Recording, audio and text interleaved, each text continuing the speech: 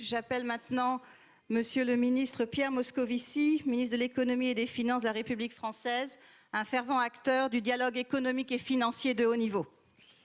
Madame la ministre, chère Nicole, monsieur le ministre, mesdames, messieurs, bienvenue à vous tous. Je vous remercie de votre présence ce matin à Bercy pour ce forum économique que la ministre du Commerce extérieur, Nicole Bricq, le ministre du Commerce, Gao Cheng, la vice-ministre du Commerce, moi-même avons souhaité organiser. Je remercie également le comité France-Chine et la CCME qui ont contribué à mettre en œuvre ce moment d'échange qui sera, j'en suis sûr, tout à fait fort.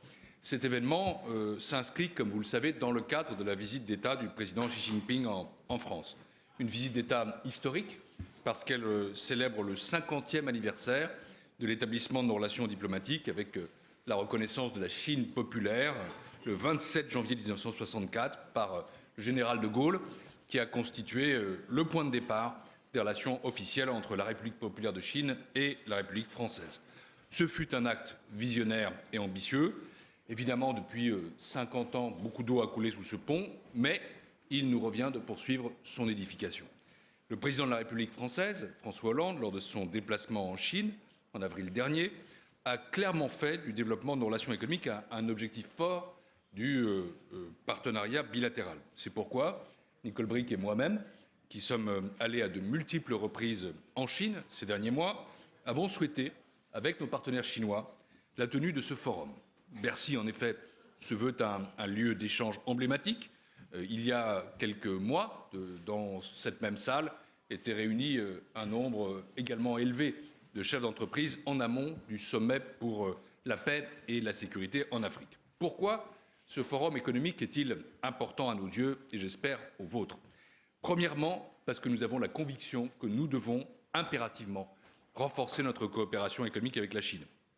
Il est temps de donner un élan nouveau à nos échanges commerciaux. La France n'est aujourd'hui qu'au 19e rang des fournisseurs de la Chine. Et en 2013, il faut le constater d'ailleurs, il y a plutôt eu un petit ralentissement. Nous devons inverser cette tendance en nous mobilisant tous.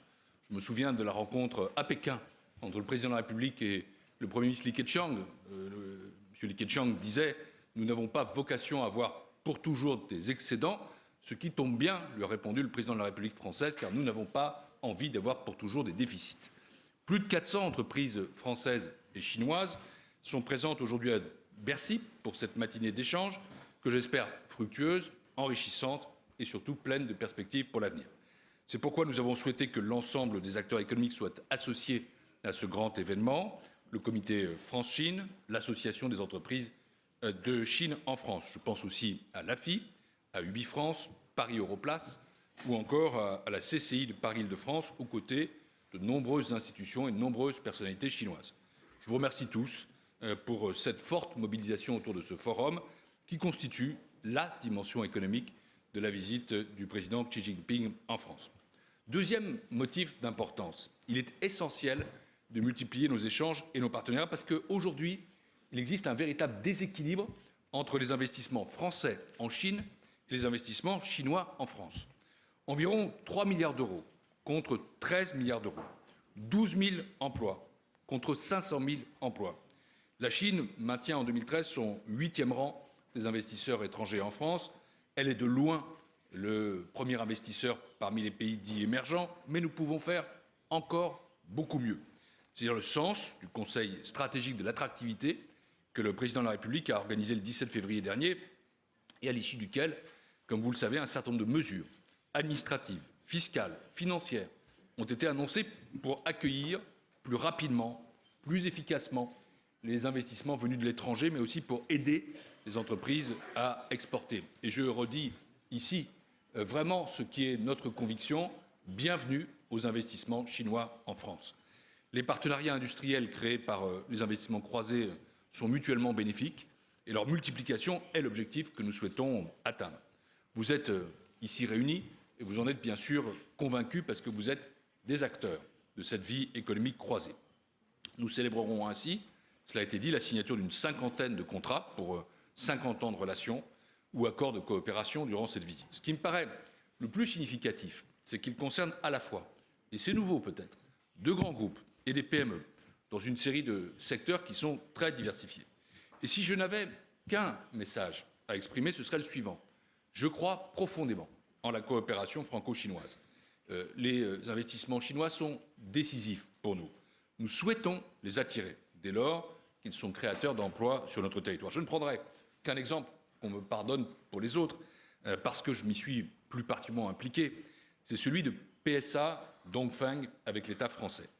Dans ce partenariat que nous avons signé hier et qui est très important pour notre pays, il y a à la fois une complémentarité des marchés et un enrichissement respectif des deux sociétés. Cette opération devrait permettre notamment de développer les ventes des véhicules des marques des deux constructeurs sur les marchés en forte croissance en Asie, 70% des futurs marchés automobiles et potentiellement dans d'autres marchés émergents.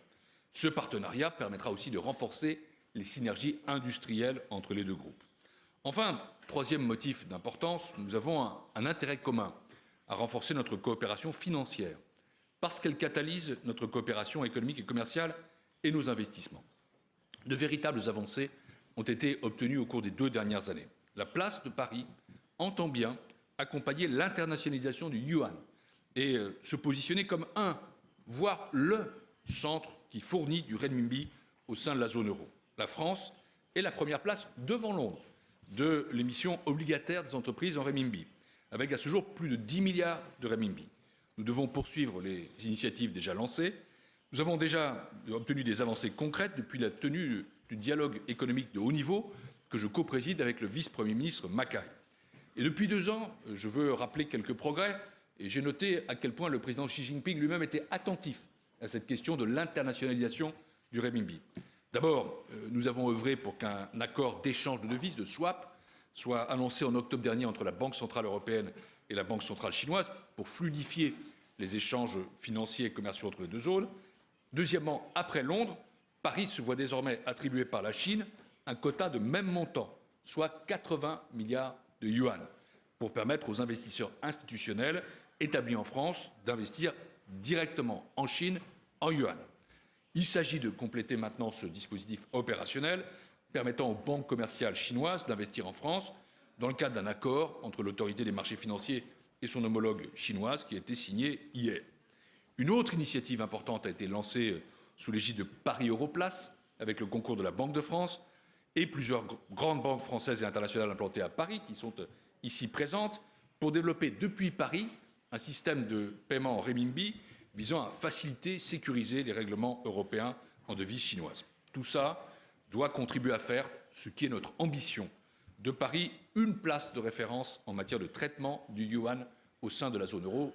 Je rappelle que c'est un privilège que Londres n'a pas, que d'être au sein de la zone euro. À travers ces entreprises, ces banques, ces assurances, ces gestionnaires d'actifs, Paris a des atouts indéniables à faire valoir. Quel est finalement l'enjeu de ce forum économique? C'est l'investissement au service de la croissance et de l'emploi. Toutes les thématiques que je viens d'aborder, qui seront débattues dans les tables rondes, ce sont des défis qui nous attendent, nous, Chinois et Français, ensemble. Nous avons tant de possibilités de coopération, tant d'avenir à conquérir ensemble. Si, il y a 50 ans, pour le général de Gaulle, l'amitié entre la France et la Chine était une évidence, il nous revient aujourd'hui de poursuivre son approfondissement, de renforcer encore les liens entre nos deux pays pour les prochaines décennies et pour nos futures générations.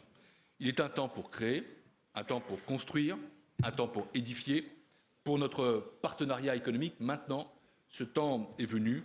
Il nous revient, il vous revient d'être audacieux. Le poète allemand Goethe ne disait-il pas que l'audace contient du génie, du pouvoir et de la magie? À nous, en effet, d'être à la hauteur de cette maxime. Merci pour votre attention. Je remercie Monsieur le Ministre.